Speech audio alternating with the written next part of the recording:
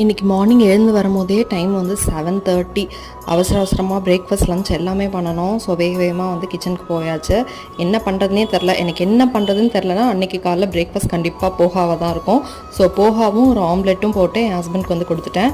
And லஞ்சுக்கு வந்து சப்பாத்தி பண்ணி மஷ்ரூம் கிரேவி பண்ணிட்டேன். ஏன்னா சாதம் பண்ணி அதுக்கு சாம்பார் சைட் டிஷ்ஷுன்னு பண்ணுறதுக்கு.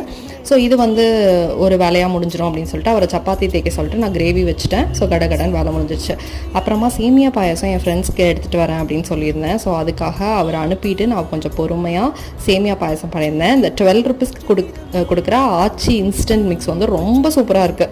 ஸோ அதில் கொடுத்துருக்கு ஒன்றுமே இல்லை, பாலை காய்ச்சி டேரெக்டாக அதை ஆட் பண்ணி மிக்ஸ் பண்ணி ஒரு 10 மினிட்ஸ் அடுப்பில் வச்சு எடுக்க வேண்டியதான். ஈவினிங் ஆஃபீஸ்லேருந்து வரும்போது பல்லாவரம் சந்தையில் இந்த 2 பிளான்ட் வாங்கிட்டு வந்திருந்தேன். ஒன்று வந்து மணி பிளான்ட்டு, இன்னொன்று வந்து ஸ்னேக் பிளான்ட்டு. இந்த பிளான்ஸ் எதுக்காக நான் எப்படி அரேஞ்ச் பண்ணுறேன் அப்படின்றதெல்லாம் ஃபியூச்சர் வீடியோவில் ஷேர் பண்ணுறேன். ஃபாலோ பண்ணிக்கோங்க. தேங்க்யூ.